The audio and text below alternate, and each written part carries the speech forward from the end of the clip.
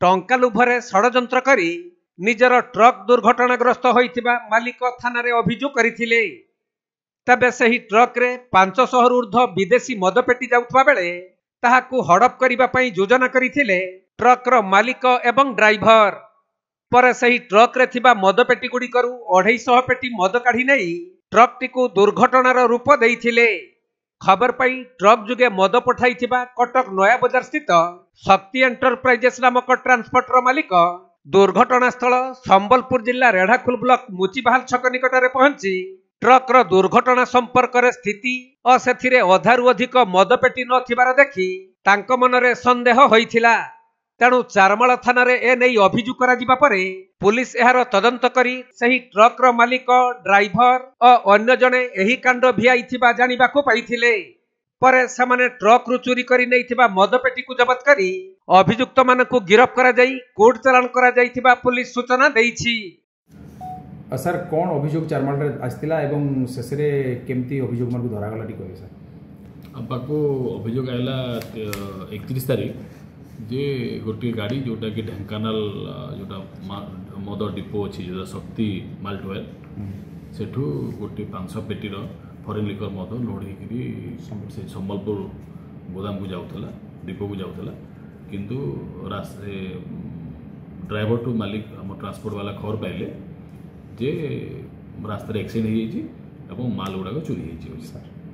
सेठू मालिक आसिले जो ट्रांसपोर्ट वाला आसिले देखला प्रथम सन्देह आमको रिपोर्ट कले रिपोर्ट आधार आम गोटे केस कलु केस करें देखिलु जे प्रकृति से एक्सीडेंट होना से जो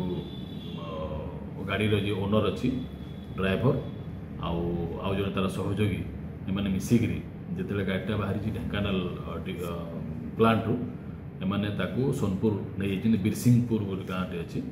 से नहीं से अधा माल से खाली कर देगी गाड़ीटा को आनी चारमाल आम मोचीभाल पाखापाखि गोटे एक्सीडेंट रूप से देते रिपोर्ट भी एक्सीडेंट होपर आम जाकि बिरसिंहपुर सब जिते प्राय 250 पेटी माल जबत कलु गाड़ीर मालिक जी हूँ आभास धड़ ड्राइवर टिके धड़ एवं जे सोनपुर जे बिरसिंहपुर नवीन कुमार प्रधान को गिरफ्त करके गतकाली कोर्ट चालान कराई। सर ये गोटे चंचकता जो करुले माने विगत दिन में भी गोटे प्लानिंग करमती नौ सर या केमती सर एक्चुअली मैंने कौन माने कौन करते उद्देश्य यहाँ कौन थी भिन्न ढंग रूप देवार कारण कौन थी निश्चित भाव निज लाभ नहीं विभिन्न जगार बिक्री करते लाभ पाई था। तो सर ट्रांसपोर्ट मालिक अभियोग आधार से जीपीएस नथला गाड़ी से जीपीएस लगे ना तेणु आम से ट्रांसपोर्ट जी मालिक अच्छा समस्त अनुरोध कलु जे कम से कम एत दामिका मद गुड़ाक जाऊँगी 40 लाख 50 लाख कम से कम गाड़ी जीपीएस लगातु जे जानीपर गाड़ी मुवमेंट से जानीपर सठिक भाव जानीपर। संबलपुर जिल्लारू विनोद कुमार सेठी रिपोर्ट कोणार्क लाइव।